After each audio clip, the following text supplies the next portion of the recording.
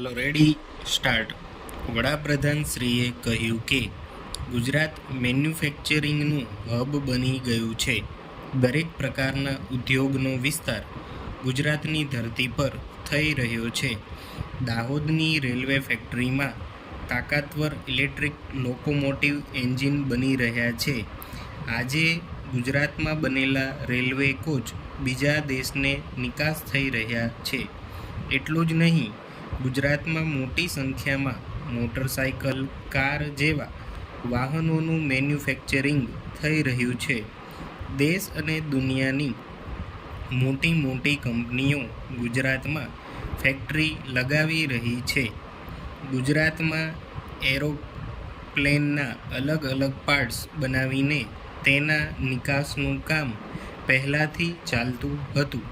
હવે વડોદરામાં transport aircraft બનાવવાનું કામ પણ શરૂ થયું છે અને હવે ગુજરાત ઇલેક્ટ્રોનિક વ્હીકલ મેન્યુફેક્ચરિંગનું પણ સેન્ટર બનવા જઈ રહ્યું છે.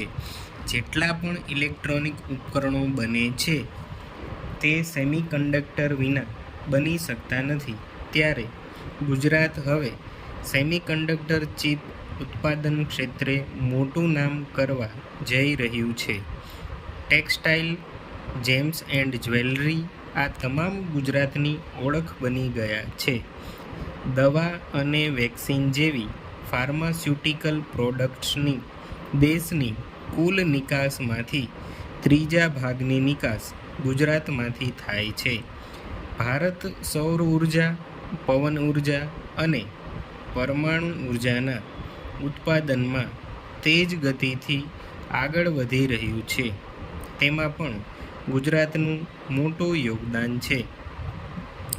વડાપ્રધાન શ્રીએ અમદાવાદ ખાતે યોજાયેલા રોડ શોના ઉલ્લેખ કરતા જણાવ્યું કે આ રોડ શો ખૂબ અદ્ભુત હતો.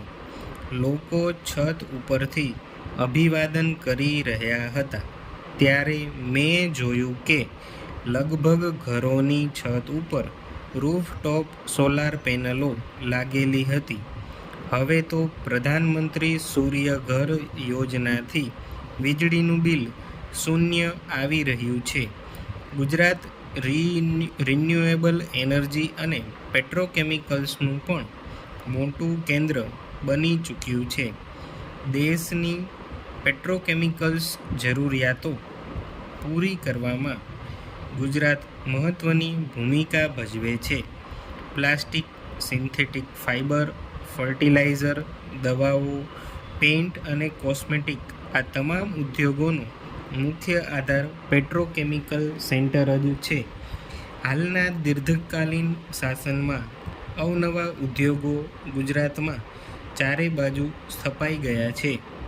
ઉદ્યોગ, ખેતી, પ્રવાસન, રોજગાર સર્જન દરેક માટે કનેક્ટિવિટી ખૂબ જ જરૂરી છે.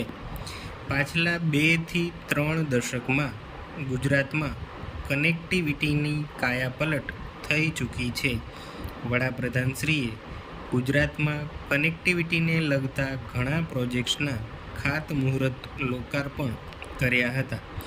આ સંદર્ભે વડાપ્રધાનશ્રીએ વધુમાં કહ્યું કે એક સમયે તો અમદાવાદમાં માત્ર લાલ રંગની બસ ચાલતી હતી, પરંતુ હવે અમદાવાદમાં AC electric bus, BRTS Janmarg, metro railway જેવા પ્રકલ્પોથી ટ્રાવેલ સાકાર થયું છે. સ્ટોપ.